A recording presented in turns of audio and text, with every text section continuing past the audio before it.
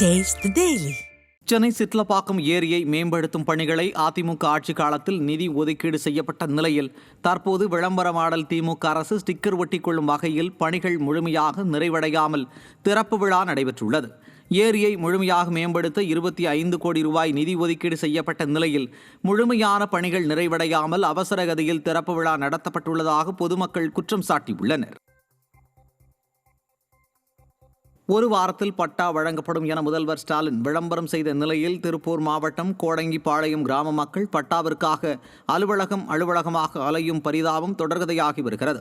பாதிக்கப்பட்ட 75 குடும்பங்கள் வட்டாட்சியர் அலுவலகத்தில் தர்ணாவில் ஈடுபட்டு தங்கள் மனுக்களை அதிகாரிகள் குப்பையில் போடுவதாக குற்றம் சாட்டினர். இனியும் நடவடிக்கை எடுக்கவில்லை என்றால் ஆதார், குடும்ப அட்டைகளை திருப்பி ஒப்படைப்போம் என கடும் எச்சரிக்கை விடுத்தனர். அரசின் மௌனம் மக்கள் கோபத்தை தூண்டும் நிலையில் இதிலும் தாமதமா என்ற கேள்வி எழுந்துள்ளது. கடலூர் மாவட்டம் சேத்தியாத்தோப்பு ஆசிரியர் நகர் முகப்பில் சாய்ந்து நிற்கும் மின்கம்பத்தால் பொதுமக்கள் பீதியடைந்துள்ளனர். பேராபத்து குறித்து எச்சரிக்கை விடுத்தும் புகார் அளித்தும் விடியாத மின்வாரியம் நடவடிக்கை எடுக்கவில்லை என சாடும் பொதுமக்கள் அரசு மருத்துவமனை, பள்ளிகள் செல்லவே அச்சப்படுவதாகவும், திட்டமின்மை, அலட்சியம், நிர்வாக தோல்வி அப்பட்டமாக தெரிவதாகவும், விபத்து ஏற்படும் முன் உடனே நடவடிக்கை எடுக்க வேண்டும் எனவும் அப்பகுதியினர் மின்வாரியத்தை அறிவுறுத்தியுள்ளனர்.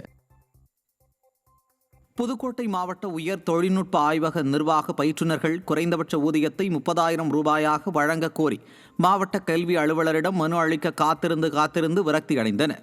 தன்னிடம் மனு அளிக்க வருகிறார்கள் என்ற தகவல் அறிந்து மாவட்ட கல்வி அலுவலர் அலுவலகத்திற்கு வராமல் இருந்துவிட்டார் என்றும் அதற்கு நிர்வாக அலட்சியமே காரணம் என்றும் விமர்சனம் எழுந்துள்ளது. திருவள்ளூர் மாவட்டம் சிறுவாபுரியில் பிரசித்தி பெற்ற பாலசுப்பிரமணிய சுவாமி திருக்கோவிலில் தை கிருத்திகையை முன்னிட்டு திரளான பக்தர்கள் சுவாமி தரிசனம் செய்தனர். மூலவர் பாலசுப்பிரமணியர் ராஜ அலங்காரத்தில் பக்தர்களுக்கு அருள்பாலித்தார். பக்தர்கள் தங்களது நேர்த்தி கடனை செலுத்தியும் நீண்ட வரிசையில் காத்திருந்து முருகனை மனமுருகி வேண்டி வழிபாடு செய்தனர். விவசாயிகளிடம் 20 லட்சத்திற்கும் மேல் மோசடி செய்தவர் குறித்து திண்டுக்கல் மாவட்ட ஆட்சியரிடம் புகார் அளிக்கப்பட்டது. நவ்வாலூத்து மற்றும் சுற்றுப்புற கிராமங்களைச் சேர்ந்த நூற்றுக்கணக்கான விவசாயிகளிடம் மல்லிகாபுரம் சக்திவேல் என்பவர் தான் அரசு நலத்திட்ட ஒருங்கிணைப்பாளர் என அறிமுகமாகியுள்ளார்.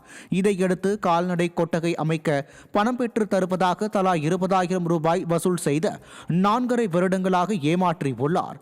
மேலும் பணத்தை கேட்டவர்களுக்கு கொலை மிரட்டலும் விடுத்ததாக அப்புகாரிலும் கூறப்பட்டுள்ளது.